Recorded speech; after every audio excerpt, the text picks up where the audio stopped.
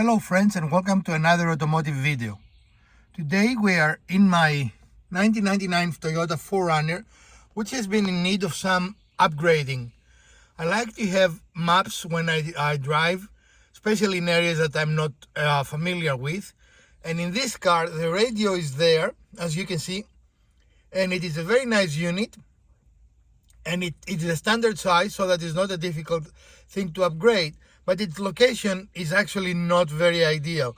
It's very low in the car, so you will have to take your eyes off the road for a significant amount of time, so it is not very safe. So we came across another solution, and that solution is this little screen that can display wireless Android maps and wireless Apple CarPlay. And we think that is the best solution for a vehicle that it is older like this one. I would prefer not to change the character of the car, and keeping both the original radio equipment and modernize it will be great. Also, I don't want to take a lot of panels out. It is an older car. I don't want to disturb a lot of wiring. So to me, this is an ideal solution to the problem. And we can do all kinds of things. As you can see, the touch screen is very fast, very responsive to the touch, regardless of its very low price of $120 to purchase.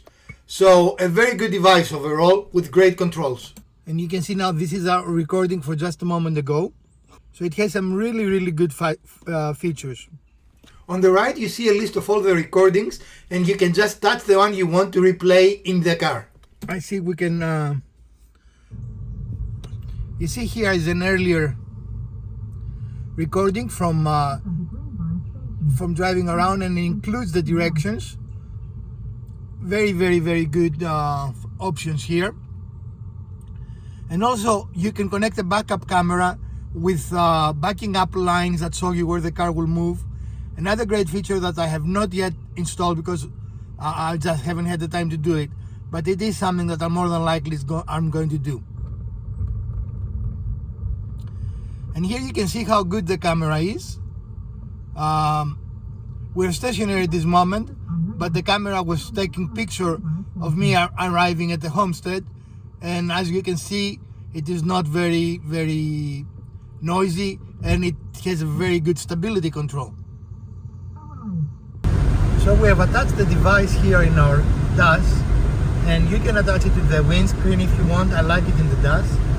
It looks very nice. The map is very clear. The brightness is very good, considering we are in a sunny day, right, Mrs. DIY? Yep. And I like it because we did not have to change the original look of the car. And in this car, if we were to put a GPS system down there, it really wouldn't work very well. You will be taking your eyes off the road for too long to look at the GPS. So far, we're going to test it of course further, but so far I do like both the look and the functionality of it. So we've been using it throughout the day. It has been a very warm, in fact we're under a heat warning, very warm day, and as you can see it is right in our windscreen. It didn't seem to be affected by the intense heat. It comes on and it immediately pairs with the phone. The wireless function works fantastic. I've not tried the wired CarPlay, but I cannot imagine that it's not good since the wireless is so good, right? What do you think? I like the way it looks. It looks modern and doesn't interfere with the rest of the car. I think it's one of the best ways. Is plug and play, no installation needed. One of the easiest ways you can modernize, especially an older car like this, and you have in half a mile, turn left to merge onto I-40 East toward Durham. Apple CarPlay or Android Auto, and you can hear Siri there giving us directions because we're out and about. So day 2 of our testing. Overnight there was no problems when we got in the car. It immediately was able to recognize the device, right? Our phone. Yep. Connecting it through FM, which is what we've done today. Yesterday we were listening through the speakers of the device. Today we're listening through the speakers of the car. And that was what, 3 seconds? I mean, that was a very straightforward, easy process. It tells you you can actually set where you want it on your dial. And we went there and immediately pick it up. We don't have a lot of interference. We have a little bit of a white noise when the volume is high. But other than that, it's very clear. At the next stop sign, turn right. As you can hear, right? Yep. It is a very nice, clear voice. So far, Elpida, I'm very pleased with it. I like how it looks. It is very sharp. What are your thoughts? Yeah, it's a really nice little device, especially if you don't have a nicer one in your car or a screen at all. Then it makes it a nice way for At you the stop sign, turn right onto Arthur Minnis Road.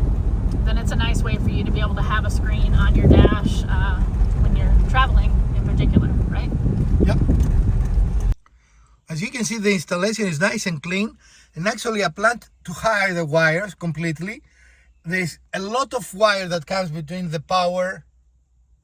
As you can see here, we have a lot of wire.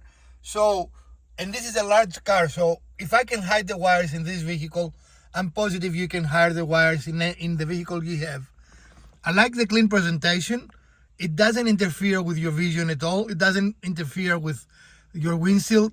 I really, really like it. It works beautifully. I'm very impressed with the way it performs. And I've used it now for a couple of weeks, and it's really not presenting a single time a single issue. It automatically connects with the phone every time I get in the car. No issues there.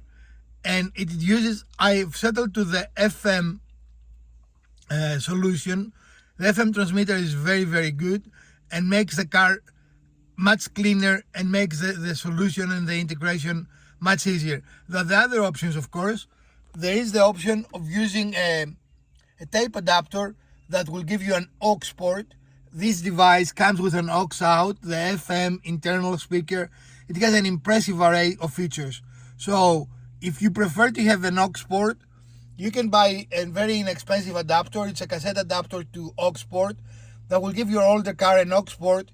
Even if not for this specific application, for any other application you need an aux port for. Here you can see the front camera. It comes equipped with a front camera that can be on if you don't want to see your maps, and also has recording capabilities, which is a great option to have. And also it comes with connections for a rear camera. Another little clip to see how good the front camera is. It does a great job in taking a very wide picture. I'm very, very impressed with this performance and all the features this unit has for about $120. But for now, this is our video for today. I hope you enjoyed it, and if you did, we'll appreciate your support with a thumbs up. If you didn't, the other button works as well. Share, like, subscribe. Let us know what else you might want to watch in future episodes of our channel. From Professor DIY and Automotive Wednesday, let's fix something together.